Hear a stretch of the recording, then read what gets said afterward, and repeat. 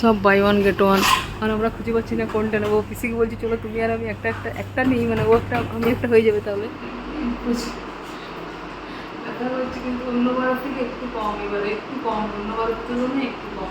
পেন্সিলের সঙ্গে সঙ্গে খেয়ে দিয়েছি। Hi guys, good morning, welcome back to the channel. আশা করছি সবাই ভালো আছো, সুস্থ আছো। আমি একটু ভালো, আগের তুলনায় ভালো। ডক্টরের ট্রিটমেন্টে হাতের ব্যথাটা কমেছে, কিন্তু হাতটা যে কোনো দিকে বেশ ভালো মুভমেন্ট, পিছন দিকে বা ওপর দিকে অনেকটা অতটা হচ্ছে না, কিন্তু ব্যথা একদম নেই। রাত্রেবেলা আগে যেমন ঘুমোতে পারছিলাম না, অসহ্য যন্ত্রণা, সেগুলো কিন্তু একদম নেই এইবারে যাচ্ছি যখন। তো ডক্টরবাবু বলেছেন আজকে ইঞ্জেকশন দেওয়ার আগে কনসাল্ট করতে হবে, মানে যেটা আগের দিনই বলেছিল যে ওনার 900 টাকা দিয়ে কনসাল্ট করো, তো সেরকম কনসাল্ট প্রথমে করবো, তারপর তোমার যদি উনি বোঝেন তো ইঞ্জেকশন দেবেন, তাহলে চলো আপডেট দিতেই থাকবো।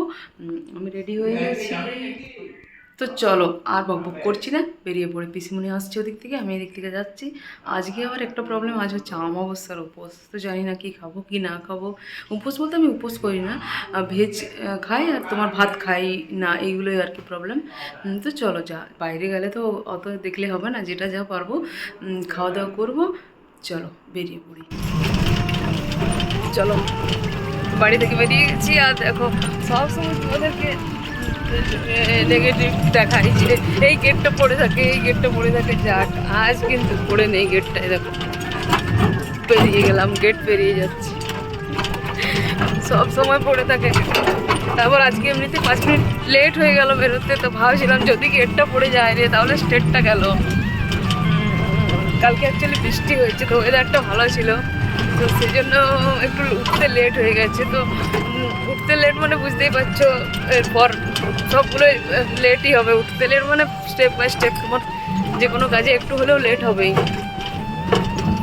চলো স্ট্যান্ডে গিয়ে আবার দেখো, স্ট্যান্ডে ঢুকতে না ঢুকতে একদম স্টেট ঢুকে গেছে, মানে এদিক থেকে পিসি ঢুকছে, এদিক থেকে আমি ঢুকছি, আর এদিক থেকে স্টেট ঢুকছে। মানে কি বলবো, মানে মানে হন্তদন্ত হয়ে আর ওই বিষয়টা আর ক্যাপচার করতে পারলাম না, একটা টেনশনে ছিলাম। এই স্টেটটা মিস হয়ে গেলে অনেকটা লেট হয়ে যাবে। বাঁকুড়া যেয়ে পেয়ে যাবো সিট, একদম পেয়ে যাবো, বসে গেছি। বাস দাঁড়াতে পেয়েছি, ফাঁকা, একদম ফাঁকা বাস, অনেকটা ফাঁকা। এই কতদিন তো উঠতেই পারিনি বাসে, ঠিকই আছে। চলো বসে আবার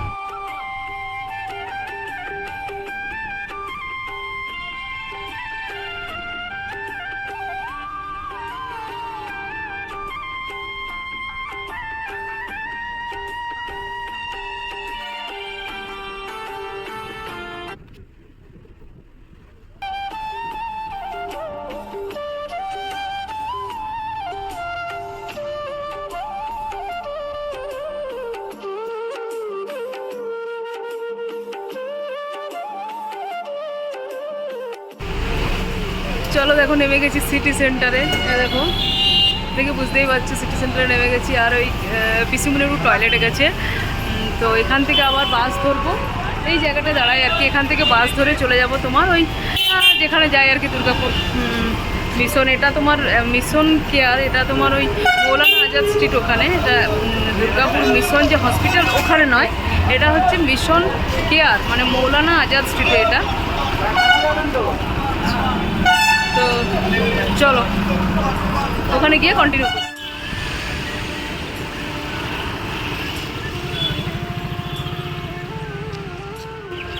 অনেক দেরি, বাসটা এবারে এত জলদি নামিয়ে দিয়েছে। আর আমার এমনিতে এবারে টাইম দিয়েছে 12টায় তোমার, তো 10টা 10-15 বাজছে। তো ভাবলাম চলো কি করব, এখন থেকে ওখানে গিয়ে বসে থাকার থেকে একটু বিগ বাজারটা ঘুরে নিই।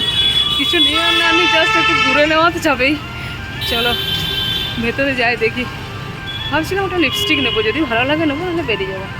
চলো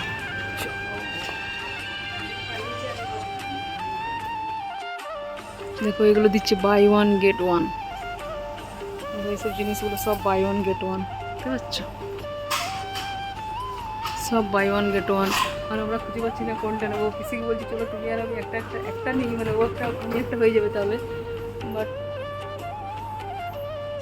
কিছু বুঝতে পারছি না। দেখো এগুলো অফার দিচ্ছে, দেখো বাই ওয়ান গেট ওয়ান, সব বাই ওয়ান গেট ওয়ান নয়, মানে 199 টাকা এই কাপ ডিশগুলো। তো ভাবছি একটা কাপ নেবো। পিসি তুমি পিসি কি নিয়েছি দেখো, এই দেখো একটা ঘটি নিয়েছে, এই দেখো এই ঘটিটা নিয়েছে। এটা 200 টাকা এমআরপি আছে, মনে হয় 100 টাকা পড়বে হয়তো, জানি না, দেখি চলো। আর এই কাপগুলো ভালো লাগছে, দেখো হোয়াইটের উপরে, এটা এটা বেশ ভালো লাগছে। এটা চলো দেখি একটা যে কোনো নেবো। বেশ ভালো লাগছে, মনে হচ্ছে সব নিয়ে নিই। এই কাপটাও ভালো লাগছে, দেখো এই কাপটা হোয়াইটটা। আমার শপিং ডান। সেরকমভাবে কিছু নিলাম না, আমের একটা প্যাকেট নিলাম আর কাপগুলো অনেকগুলো নিয়েছি, তলায় আরও আছে। আর চিকুর দুটো ড্রেস নিয়েছি, চিকুরই কালার ওয়াটার কালার নিয়েছি, কেন কি বাড়ি গেলে চিকু বলবে পাম্মা কী নিয়ে এসেছিস, তো সেই জন্য ওর জন্যই জাস্ট কয়েকটা নিলাম। আর আমার লিপস্টিক পেলাম মানে নেই, ভালো লাগলো না, ওই জন্য নিলাম না। দেখো তখন বিগ বাজার থেকে বেরিয়ে গেছিলাম, বেরিয়ে এত জলদি লাগছিলো, মানে 12টায় টাইম ছিল, তো 11:30 বেরিয়েছে, তো ওখান থেকে কাছেই আমি ঠিক টাইমে পৌঁছে গেছি। এখন তোমার ওই 12টায় বাজে। আর দেখো আমাকে আবার ঠিক যথারীতি প্রেসক্রিপশন দিয়ে স্যার পাঠিয়ে দিয়েছে, এখানে নেব, এখান থেকে নিয়ে নেব মেডিসিনগুলো, তারপর ইঞ্জেকশনের প্রসেসিং যেমন হবে। এবার তো ভয় লাগছে, প্রচণ্ড ভয় লাগছে, সেই কঠিন পরিস্থিতি। ওরে বাবারে, এত যন্ত্রণা, এত কষ্ট হয় কি বলবো। চলো, করার কিছু নেই।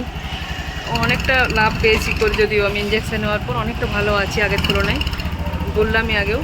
চলো নিয়ে নিই। দেখো সেই মোটা নেপিলওয়ালা সিরিঞ্জ, মেডিসিন আর সব যা যা লাগে আর কি, স্যারের হ্যান্ড গ্লাভস বা তোমার ওই অ্যানাস্থেসিয়া যেগুলো দেয়, সব আমার হাতে এখন। চলো গিয়ে দেখি এবার। দেখো ড্রেস চেঞ্জ করে বসে গেছি।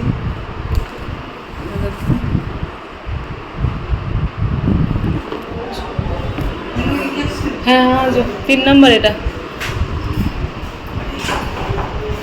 চলো ইঞ্জেকশন নেওয়া হোক এবার, তারপর আসছি। ভয় লাগছে এখন থেকে, ড্রেস চেঞ্জ করে বসে পড়েছি। দাঁড়া, ছুঁচটা দেখবে, দাঁড়াও দেখাচ্ছি।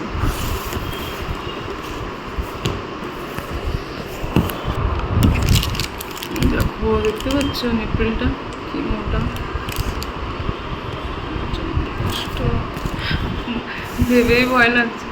তো যাই হোক, পিসিকেও থাকতে দেবে না, বলেছে না ইঞ্জেকশন প্রতিবার যেটা করে আর কি, ইঞ্জেকশন হওয়ার পর থাকতে দেবে, করার কিছু নেই। চলো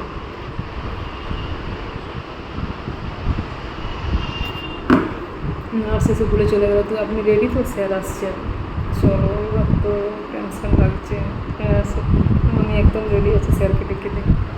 স্যার অ্যাকচুয়ালি পেশেন্ট দেখছি, প্রচণ্ড ভিড় এই স্যারের, বাপরে বাপ, 1-1.5 ঘন্টা হয়তো দেখেন পেশেন্ট, এত ভিড়, প্রচণ্ড ভিড়, মানে এই স্যারকে পাওয়াই যায় না। তোমার ওই 20 দিন 25 দিন 1.5 মাস ছাড়া লাইন পাওয়া যায় না। আমি যেহেতু ইঞ্জেকশন দিচ্ছি, তাই সেই প্রসেসে আমি পেয়ে যাচ্ছি আর কি, মানে 21 দিন পর পর।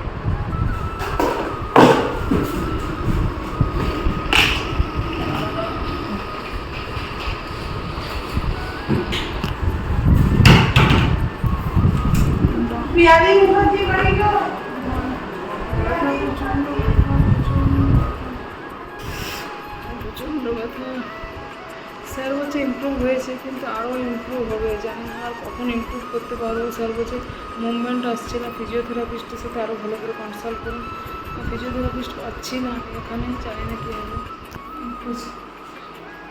ব্যথা হচ্ছে কিন্তু অন্যবার থেকে একটু কম, এবারে একটু কম, অন্যবার তুলনায় একটু কম। তার পেনকিলার সঙ্গে সঙ্গে খেয়ে নিয়েছি, আগেই নিয়ে চলে এসেছি পেনকিলার। পিসিকে আবার আনতে যেতে হয়, স্যার লেখার পর আমি ওই জন্য আগে জানি কোনটা দেবে, নিয়ে চলে এসেছি। স্যার বলছি মেডিসিন নিয়ে এসছি, আমি না নিয়ে এসেছি আবার 21 দিন পর। চলো চলো বেরিয়ে গেছি, আর সিটি সেন্টার যাচ্ছি। দেখি এখন কি বাস আছে না আছে, তারপর জানাচ্ছি। অ্যাকচুয়ালি ভাবছিলাম একটুখানি, আমার এখানে তো অনেককেই তো জানা বলেছে, আমার বড় পিসির বাড়ি, এটা হচ্ছে ছোটো পিসি, আর এখানে দুর্গাপুর 1-এ আমার বড় পিসির বাড়ি, তো শ্যামপুরে। তো দেখা যাক, যদি বাস দেরি থাকে তাহলে একবার ভাবছি পিসে মশাইকে, দাদা বৌদি মশাই দেখা করে যাবো। তোমরা একবার দেখেছিলে, একটা ব্লগে দেখিয়েছিলাম, দাদা বৌদি দেখা করতে এসেছিলো।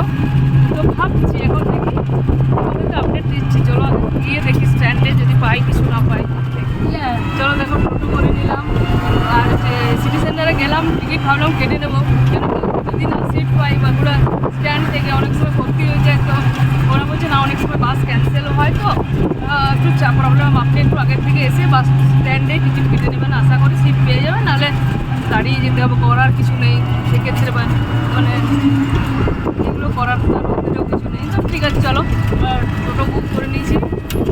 সামনে হচ্ছে, তোমার ব্যাগটা ছিঁড়ে গেছে নাকি, কয়েনগুলো পড়ে যাচ্ছে যে, ব্যাগটা ছিঁড়েছে মনে হচ্ছে। ওই ব্যাগটা ঢুকাও, ব্যাগটা দিয়ে পিসির বাড়ি যাচ্ছি। চলো তাহলে চলো, ওটা একটা আলাদা ব্লগ করবো। এখানে আজকে ব্লগটা এখানে এন্ড করে দিলাম, কেন কি এই ব্লগটাও অনেক বড় হয়ে যাবে। ছোটো ছোটো পার্ট দাঁড়াও ঘুরছে টোটোটা, দাঁড়াও